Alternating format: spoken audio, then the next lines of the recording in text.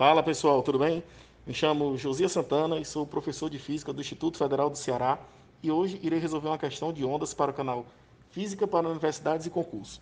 Mas primeiro, não se esqueça de se inscrever no nosso canal caso ainda não seja inscrito e de ativar o sininho para receber todas as notificações do canal e não perder nenhum vídeo novo. Agora, vamos para a questão depois da vinheta.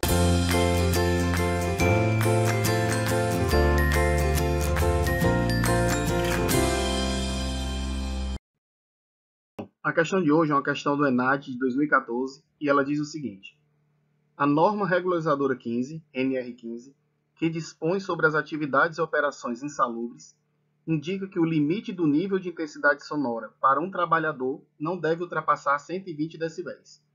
Suponha que, em uma fábrica, uma máquina, pode ser considerada uma fonte esférica, emite um som uniforme e isotrópico. A 100 metros da fonte, o nível de intensidade sonora é 80 decibéis.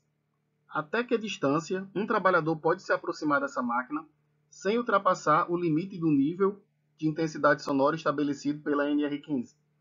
Aí nós temos aqui as alternativas: A, 81,6 metros, B, 66,7 metros, C, 44,4 metros, D, 1 metro e E, 0,78 metros.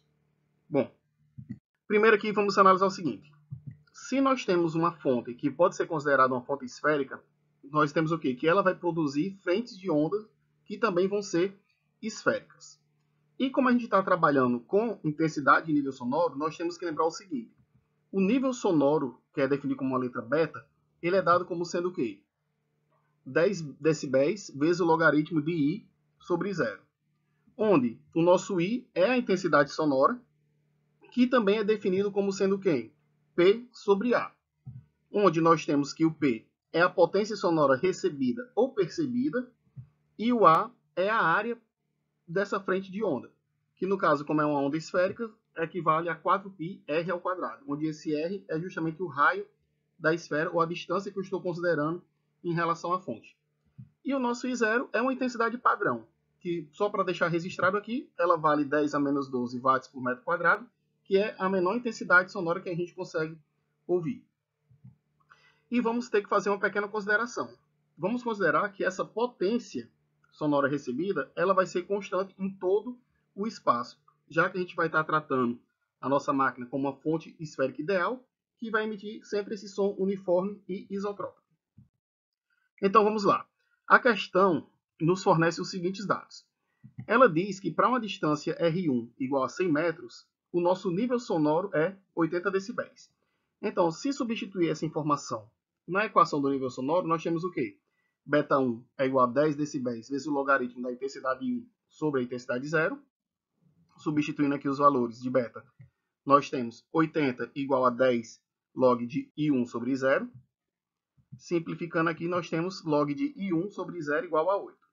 Agora a gente tem que lembrar das propriedades do logaritmo. Nós temos o quê? Que um logaritmo de A na base B para ser igual a x, nós temos o quê? Que quando tiver o B elevado a x, ser igual a A. Ou seja, para esse log de I1 sobre 0 ser igual a 8, nós temos a condição de que I1 sobre 0 tem que ser igual a 10 elevado a 8. Essa vai ser a nossa equação 1.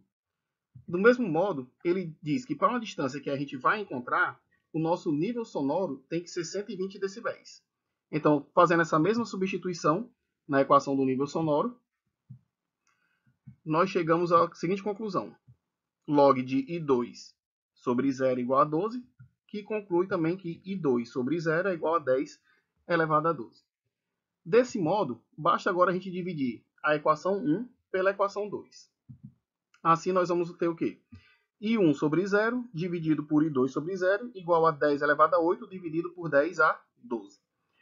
Para o lado esquerdo, nós vamos usar aquela propriedade. Repete a primeira e multiplica pelo inverso da segunda. Desse modo, os I0 vão se simplificar e vai sobrar I1 sobre I2. E do lado direito, nós temos o quê? Que se eu tenho uma divisão de dois números que têm a mesma base e expoentes diferentes, a gente repete a base e subtrai os expoentes. Desse modo, nós vamos ter o quê? I1 sobre 2 vai ser igual a 10 elevado a menos 4. Agora, vamos guardar esse resultado e lembrar do seguinte detalhe. Nosso I1 ele é definido como sendo a potência sobre a área. Então, nós vamos ter que I1 vai ser a potência sobre a área 1, que como a nossa área é uma área da superfície esférica, vamos ter que vai ser πr1 ao quadrado. Do mesmo modo para a intensidade 2, vai ser P sobre a área 2, que vai ser πr2 ao quadrado. Então, se eu também dividir o I1 por I2 nessa equação, nós vamos ter o quê? P sobre πr1 ao quadrado, tudo isso dividido por P dividido por πr2 ao quadrado. Repetindo a primeira e multiplicando pelo inverso da segunda, nós vamos poder fazer essa simplificação e chegamos à conclusão de que I1 sobre I2 é igual a R2 ao quadrado dividido por R1 ao quadrado.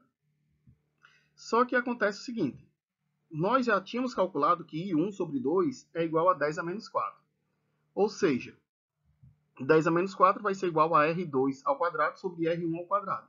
E a questão já nos forneceu quem é o R1. Então, fazendo a multiplicação dos extremos pelos meios, nós temos que R2 ao quadrado vai ser igual a quem? A 10 a menos 4 vezes R1 ao quadrado, que como R1 equivale a 100 metros, temos que o 100 pode ser escrito como 10 ao quadrado, então vamos ter 10 ao quadrado, que vai me dar 10 à quarta. Dessa forma, nós temos que R2 equivale a 1 metro, uma vez que a raiz quadrada de 1 é 1, e como a gente está tratando de distância, não faz sentido pegar essa distância com sinal de negativo. Então, se a gente analisar que achamos R2 igual a 1 metro e comparar com as respostas que a questão nos fornece, nós temos o quê? Que a resposta correta é justamente o item D, 1 metro. Então, bom, pessoal, a questão de hoje era isso. Espero que vocês tenham gostado.